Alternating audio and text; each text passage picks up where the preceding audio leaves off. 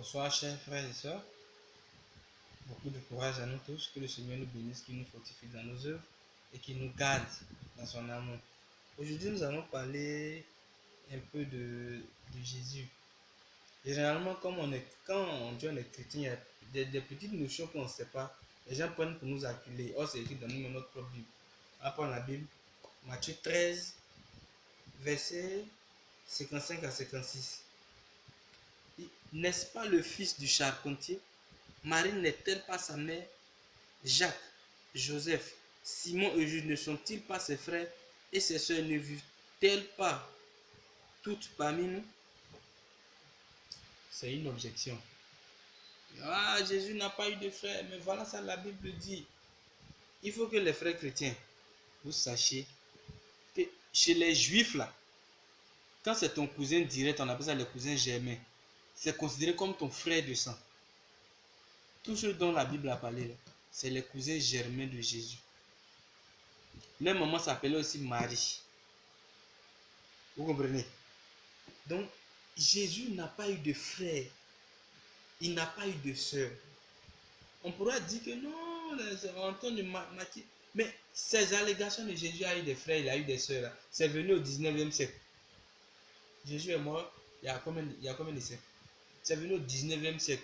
C'est-à-dire, s'il avait eu des frères, s'il avait eu des sœurs, les évangélistes, les premiers apôtres, il aurait dit, on aurait trouvé une interprétation physique, on aurait trouvé une interprétation théologique. Et on allait expliquer ça aux fidèles parce que l'Esprit Saint allait s'engager pour trouver des explications pour nous donner, pour qu'on puisse donner au peuple de Dieu. Soyez rassurés, le peuple de Dieu, les hommes de Dieu qui suivent Dieu et qui ont étudié là, ce n'est pas des sots. Ils ne sont pas idiots, ils ne sont pas tarés. Ces allégations sont pareilles au 19e siècle.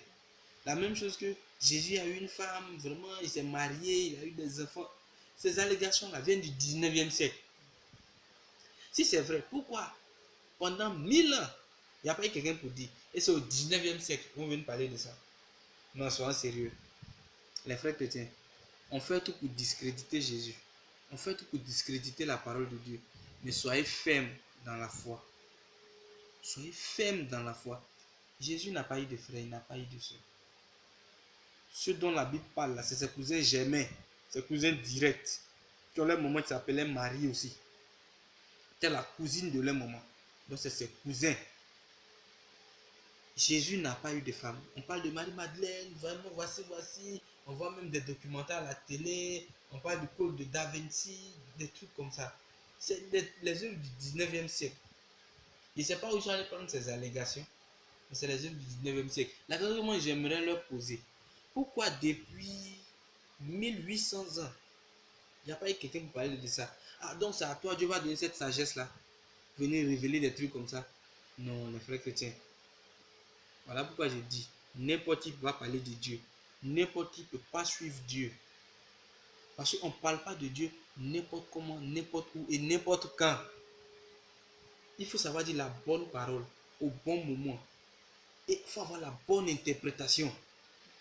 Parce qu'une parole que tu n'as pas bien comprise, c'est un danger pour toi-même d'abord, c'est un danger pour ceux à qui tu expliques.